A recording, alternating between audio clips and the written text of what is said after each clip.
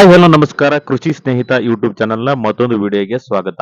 ನಾವಿವತ್ತು ನಿಮ್ಮ ಜಮೀನುಗಳಿಗೆ ಫೆನ್ಸಿಂಗ್ ನ ಯಾಕೆ ಮಾಡಿಸ್ಬೇಕು, ಫೆನ್ಸಿಂಗ್ ಎಷ್ಟು ಮುಖ್ಯ, ಹಾಗೆ ಫೆನ್ಸಿಂಗ್ ನಲ್ಲಿ ಮಾಡಿಸುವ ಮೊದಲು ಮುಖ್ಯವಾಗಿ ಗಮನಿಸಬೇಕಾದ ಒಂದು ಅಂಶಗಳು ಯಾವುವು ಅನ್ನೋದ್ರ ಬಗ್ಗೆ ಸಂಪೂರ್ಣವಾಗಿ ಮಾಹಿತಿ ತಿಳಿಸ್ಕೊಡ್ತೇನೆ. ಖಂಡಿತ ನಮ್ಮ ಚಾನೆಲ್ ನ ನೀವು ಮೊದಲನೇ ಬಾರಿ ನೋಡ್ತಾ ಇದ್ರೆ ಖಂಡಿತ ಸಬ್ಸ್ಕ್ರೈಬ್ ಮಾಡ್ಕೊಳ್ಳಿ, ಹಾಗೆ ಬೆಲ್ ಬಟನ್ ನ ಪ್ರೆಸ್ ಮಾಡಿ ಅಂತ ಹೇಳ್ತಾ ಬನ್ನಿ ತಡ ಮಾಡೋದು ಬೇಡ, ವಿಡಿಯೋ ಶುರು ಮಾಡೋಣ. ಇನ್ನು ಫೆನ್ಸಿಂಗ್ ಎಷ್ಟು ಮುಖ್ಯ ಅಂತ ನೋಡೋದಾದ್ರೆ, ಫೆನ್ಸಿಂಗ್ ನಿಮ್ಮ ಒಂದು ಜಮೀನಿಗೆ ಫೆನ್ಸಿಂಗ್ ಮಾಡಿಸೋದ್ರಿಂದ ಯಾವುದೇ ಒಂದು ಕಾಡು ಪ್ರಾಣಿಗಳಿಂದ ಹಾನಿ ಆಗೋದು ತಪ್ಪುತ್ತೆ, ಬೇರೆ ಒಂದು ಜನಗಳು ಕೂಡ ನಿಮ್ಮ ಒಂದು ಜಮೀನಿಗೆ ಎಂಟ್ರಿ ಆಗೋದು ಕೂಡ ತಪ್ಪುತ್ತೆ. ಇನ್ನು ಜಮೀನಿನ ಬೇರೆ ಅಕ್ಕಪಕ್ಕದ ಒಂದು ಜಮೀನುಗಳಿಂದ ಒತ್ತುವರಿ ಆಗುವ ಸಾಧ್ಯತೆ ತುಂಬಾನೇ ಇರುತ್ತೆ.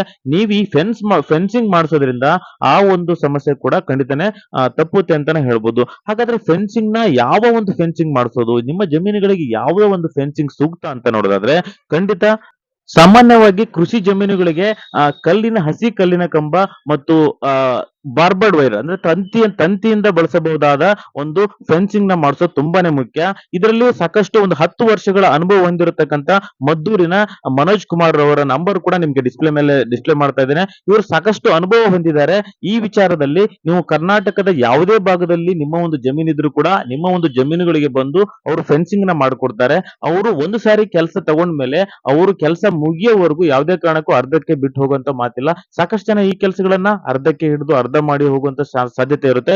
ಇವರು ಒಂದು ಸರಿ ಕೆಲಸ ತಗೊಂಡ್ಮೇಲೆ ಖಂಡಿತ ಕೆಲಸ ಮುಗಿಯೋವರೆಗೂ ಅವರು ಆ ಜಾಗದಿಂದ ಹೋಗೋದಿಲ್ಲ.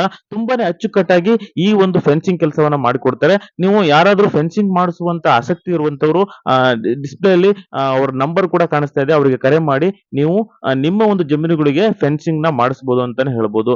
ಇನ್ನು ಜಮೀನುಗಳಿಗೆ ಫೆನ್ಸಿಂಗ್ ಮಾಡಿಸಬೇಕಾದಾಗ ನೀವು ಮುಖ್ಯವಾಗಿ ಗಮನಿಸಬೇಕಾದ ಒಂದು ಅಂಶ ಯಾವುದು ಅಂದ್ರೆ, ನೀವು ಫೆನ್ಸಿಂಗ್ ಮಾಡಿಸೋಕ್ಕಿಂತ ಮೊದಲು ನಿಮ್ಮ ಒಂದು ಜಮೀನಿನ ಹದ್ದುಬಸ್ತನ್ನ ಮಾಡಿಟ್ಕೊಳ್ಳಿ, ಅದನ್ನ ಗಡಿಗಳನ್ನ ಗುರುತು ಮಾಡಿಟ್ಕೊಳ್ಳಿ. ಯಾಕೆ ಅಂದ್ರೆ ನೀವು ಫೆನ್ಸಿಂಗ್ ಮಾಡಿಸಿ ಆದ್ಮೇಲೆ ಈ ಬೇರೆ ಅಕ್ಕಪಕ್ಕದ ಜಮೀನುಗಳಿಂದ ನಿಮ್ಗೆ ತೊಂದರೆ ಆಗುವ ಸಾಧ್ಯತೆ ಇರುತ್ತೆ. ಸೊ ಹಾಗಾಗಿ ಮೊದಲೇ ಇವುಗಳನ್ನ ಗಮನಿಸಿರಬೇಕಾಗುತ್ತೆ.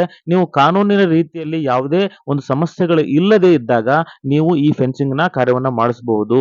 ಇನ್ನು ಫೆನ್ಸಿಂಗ್ ಮಾಡಿಸುವಂತಹ ಒಂದು ರೈತರು ಮುಖ್ಯವಾಗಿ ಗಮನಿಸಬೇಕಾಗಿದ್ದು ಅದು ಅವರು ಯಾವ ಕಂಪನಿಯ ಒಂದು ತಂತಿಗಳನ್ನ ಬಳಸ್ತಾ ಇದ್ದಾರೆ. ಸಾಮಾನ್ಯವಾಗಿ ನೀವು ಟಾಟಾ ಕಂಪನಿಯ ಒಂದು ಉತ್ಪನ್ನಗಳನ್ನ ಬಳಸೋದು ತುಂಬಾನೇ ಮುಖ್ಯ ಆಗುತ್ತೆ. ಸೊ ಕ್ವಾಲಿಟಿಯಲ್ಲಿ ಟಾಟಾ ಕಂಪನಿ ತುಂಬಾ ಚೆನ್ನಾಗಿದೆ ಅಂತಾನೆ ನಾನು ಒಂದು ಸಜೆಷನ್ ಮಾಡ್ತಾ ಇದ್ದೇನೆ. ನಾನು ಮೊದಲೇ ಹೇಳಿದ ಹಾಗೆ ಮನೋಜ್ ಕುಮಾರ್ ಅವರು ಮುಖ್ಯವಾಗಿ ಟಾಟಾ ಕಂಪನಿಯ ಒಂದು ತಂತಿಗಳನ್ನೇ ಬಳಸ್ತಾರೆ. ಉತ್ತಮ ಗುಣಮಟ್ಟದ ಒಂದು ಕಲ್ಲುಗಳನ್ನೇ ಬಳಸಿ ಅವರು ಫೆನ್ಸಿಂಗ್ ನ ಮಾಡ್ಕೊಡ್ತಾರೆ.